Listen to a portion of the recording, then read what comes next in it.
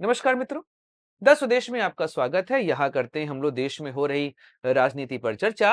दिल्ली एक समय फिर केंद्र बना है राजनीति का। कारण यह है कि आम आदमी पार्टी ने खुले तौर पर कह दिया है कि वह मेयर इलेक्शन में पार्टिसिपेट नहीं करने जा रहे हैं। उनका कैंडिडेट यहाँ पर नहीं खड़ा होगा। कांग्रेस ने अपना कैंडिडेट यहाँ पर दे दिया है, पर भाजपा के राजा इकबाल सिंह माना जा रहा है कि आराम से वह मेयर बन जाने वाले हैं। ऐसे में आम आदमी पार्टी ने यह काम क्यों किया? क्यों उसने भाजपा को वॉकओवर दे दिया एक तरीके से? इस विषय पर बात करना आवश्यक है। पहले बात कर लेते हैं वर्तमान परिस्थिति की, आखिर क्यों ऐसा हुआ, और फिर जानेंगे इसके पीछे का राजनीतिक कारण। नमस्कार दोस्तों, मैं सुधांशु, आप देख रहे हैं दस स्वदेश। दोस्तों, दस स्वदेश एक मंच है जहां पर हम निष्पक्ष पॉलिटिकल एनालिसिस करते हैं। अगर आपको हमारा पॉलिटिकल एनालिसिस पसंद आता है तो आप यूपीआई के माध्यम से हमारी मदद भी कर सकते हैं। बाकी हमारे चैनल को सब्सक्राइब करिए, वीडियो को लाइक करिए और वीडियो को शेयर जरूर करिए।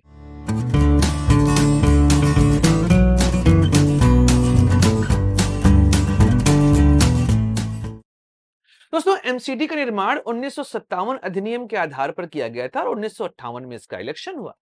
उसके बाद भाजपा, कांग्रेस, आम आदमी पार्टी सभी ने यहां पर अपनी सरकार बनाई है। जब 2013 में अरविंद केजरीवाल दिल्ली के चीफ मिनिस्टर बने, उसके बाद से वह लगातार कहते पाए गए कि अगर एमसीडी में हमारी सरकार आ जाए तो हम दिल्ली का कायाकल्प कर देंगे। 2022 में एमसीडी का इलेक्शन हुआ और 250 सीटों में से आम आदमी पार्टी को 134 सीटें मिली, भाजपा को 104 मिली और बाकी कांग्रेस और इंडिपेंडेंट्स को मिल गई। आम आदमी पार्टी ने पहली बार अपना मेयर बनाया और यहां से डबल इंजन की सरकार बन गई आम आदमी पार्टी की। 2022, 23, 23, 24, 24, 25 यह 3 साल लगातार आम आदमी पार्टी का ही वहां पर मेयर रहा। इस बार ऐसा क्या हो रहा है कि आम आदमी पार्टी ने अपना मेयर यहां पर एज अ कैंडिडेट नहीं उतारा है, क्योंकि 26 अप्रैल को होने वाला इलेक्शन, लेकिन यहां पर भाजपा कांग्रेस आमने सामने है। लेकिन कांग्रेस के पास कोई खास यहां पर वोट है नहीं, तो ऐसे में भाजपा के राजा इकबाल सिंह मेयर बन जाएंगे, यह सीधी बात है। पहले एमसीडी और मेयर के इलेक्शन को आप समझ लीजिए। एमसीडी का इलेक्शन हर 5 वर्ष में होता है। अगला इलेक्शन 2027 में होने वाला है। वर्तमान समय में हम देखें तो भाजपा को बहुमत मिला हुआ है इस समय एमसीडी के अंदर, क्योंकि आम आदमी पार्टी के कई सारे कैंडिडेट भाजपा में भी शामिल हो गए, कई लोग विधानसभा चले गए, कई सारे कारण हुए। इस वजह से भाजपा की सीटें यहां पर बढ़ते आपको दिखाई दी हैं।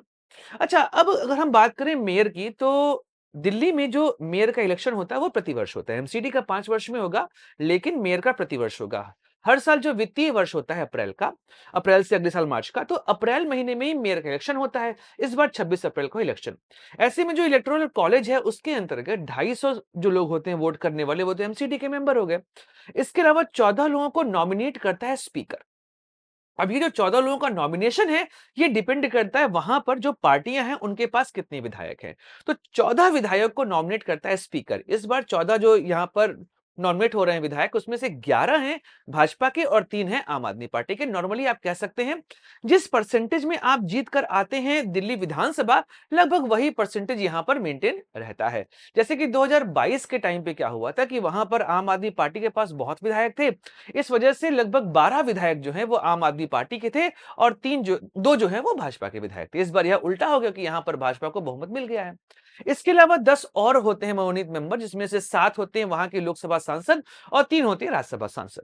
तो इस तरीके से यह पूरा इलेक्टोरल कॉलेज बनता है। अगर हम वर्तमान समय की बात करें तो 238 इस समय एमसीडी के मेंबर हैं। 14 हैं इस समय विधायक जो कि स्पीकर नॉमिनेट किए हैं, 7 हैं सांसद और 3 हैं राज्यसभा सांसद। अब बात यहां पर यह है कि जो स्थिति बन रही है, अगर आप 238 प्लस 14 प्लस 10 जोड़ेंगे तो यह होता है 262। ऐसे में बहुमत का जो आंकड़ा है वह बन रहा है 132 का। अब 132 के बहुमत आंकड़े में आम आदमी पार्टी को केवल 119 लोगों का समर्थन मिल रहा है, जबकि भाजपा इन सब को जोड़कर 135 तक पहुंच जा रही है। ऐसे में सीधा यहां पर स्पष्ट मतलब है कि भाजपा आराम से अपना मेयर यहां पर बना लेगी। यहां पर कांग्रेस ने अपना कैंडिडेट खड़ा किया है, पर उसका कोई खास मतलब नहीं है।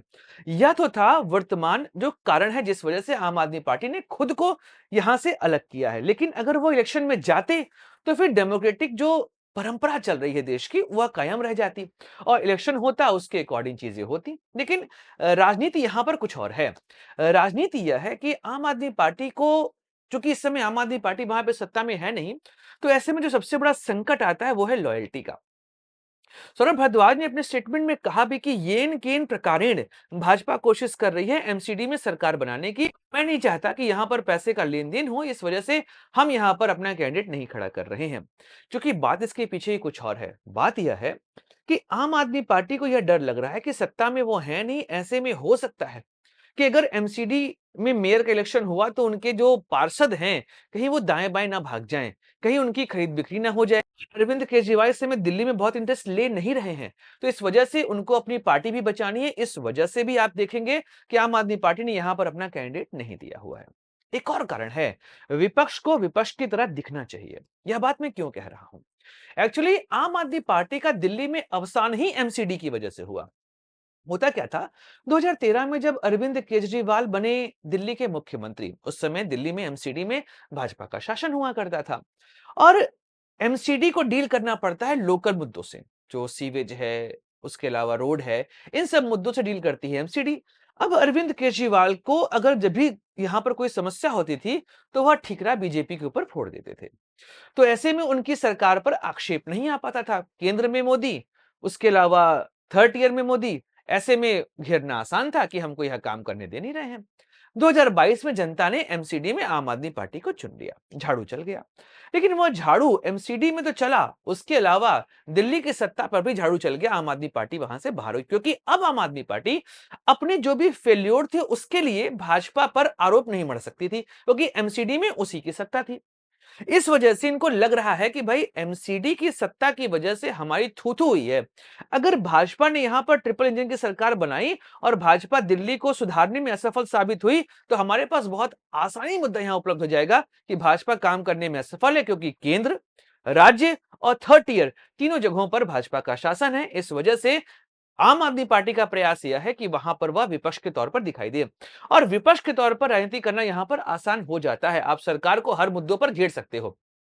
अगर आप एमसीडी में होते तो फिर आप सरकार को घेर नहीं पाते, लेकिन अब एमसीडी में आप मेयर रहोगे नहीं, आपका कुछ चलेगा नहीं, तो अब सरकार को घेरना यहां पर बहुत आसान होने वाला है। आप यमुना के मुद्दे पर, सीवेज के मुद्दे पर, रोड के मुद्दे पर, स्वास्थ्य के मुद्दे पर, स्कूल के मुद्दे पर, हर मुद्दे पर आप सरकार को घेर सकते हैं और भाजपा सरकार यहां पर घिरती हमको नजर भी आई, क्योंकि केंद्र, राज्य और थर्ड टियर हर जगह पर इन्हीं की सरकार चल रही है।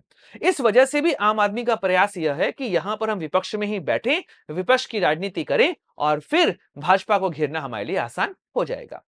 एक और चीज है, आम आदमी पार्टी अब वापस से आंदोलन के ट्रैक पर जाने वाली है। जैसा आप जानते हैं कि आम आदमी पार्टी आई ही थी आंदोलन की वजह से, जब इंडिया अगेंस्ट करप्शन का दौर चल रहा था 2011 में, उसी के बाद आम आदमी पार्टी का फॉर्मेशन हुआ था और आम आदमी पार्टी ने आंदोलन के माध्यम से ही अपनी सरकार दिल्ली में बनाई थी। अब यह मौका मिल रहा है कि 2025 में जब उनकी सरकार गई है और एमसीडी में भी भाजपा का मेयर होगा, तो आंदोलन करना यहां पर उनके लिए आसान हो जाएगा और आंदोलन के माध्यम से वह जनता के बीच में जा सकते हैं, क्योंकि आम आदमी पार्टी की छवि पर जो डेंट लगा है, उस डेंट को ये तभी दूर कर पाएंगे जब ये जनता के बीच जाकर अपनी बात रखेंगे। अगर यह बात अपनी यहां पर अच्छे तरीके से रख पाए और जनता इनकी बातों को समझ पाई, तो 2027 में एमसीडी का चुनाव होगा, जो कि एक तरीके से सेमीफाइनल होगा 2030 के विधानसभा चुनाव का। और फिर अगर वहां पर आम आदमी पार्टी को विजय मिलती है, तो 2030 में भाजपा को घेरना इनके लिए आसान हो जाएगा। तो 2027 का इलेक्शन आम आदमी पार्टी के लिए जीवन और मरण का प्रश्न होने वाला है, क्योंकि 29 में लोकसभा चुनाव है और 30 में विधानसभा चुनाव होगा दिल्ली का। तो आम आदमी पार्टी अब आंदोलन के ट्रैक पर वापस आ रही है और कोशिश करेगी भाजपा को हर मुद्दे पर वह घेरे और फिर यहां पर अपनी सत्ता फिर से स्थापित करे, क्योंकि दिल्ली आम आदमी पार्टी की रीढ़ की हड्डी है और इस समय उस रीढ़ की हड्डी में ही चोट लगा हुआ है। अगर रीढ़ की हड्डी को ठीक नहीं किया गया, तो आने वाले समय में पार्टी को पैरालिसिस हो सकता है। इस वजह से यहां पर प्रयास किया जा रहा है कि मेयर के इलेक्शन से अपने आप को दूर रखा जाए। हम यहां पार्टिसिपेट करेंगे, हारेंगे तो हमारे कैडर का मनोबल टूटेगा, क्योंकि अभी हम एक चुनाव हार कर आए हैं। तो हम यहां पर इलेक्शन लड़ेंगे ही नहीं, ना इलेक्शन में पार्टिसिपेट करेंगे, ना हमारे कैडर को यह एहसास होगा कि हम चुनाव हार रहे हैं। शायद यह सभी कारण हैं जिस वजह से आम आदमी पार्टी ने यहां पर अपना कैंडिडेट नहीं उतारा है एमसीडी के मेयर इलेक्शन में।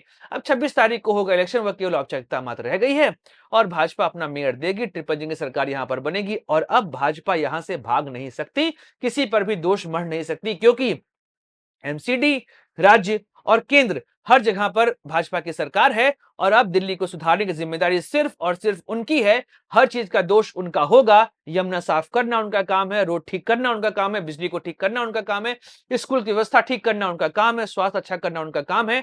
अब काम चोरी होने पर जनता सीधे गला ही पकड़ेगी दिल्ली की सरकार का। दोस्तों, वीडियो समाप्त करते हैं, मिलेंगे अगले वीडियो में, बात करेंगे किसी और मुद्दे की। अपने दोस्तों को दीजिए इजाजत। Like share subscribe the channel. जय हिंद, वंदे मातरम, भारत माता की जय।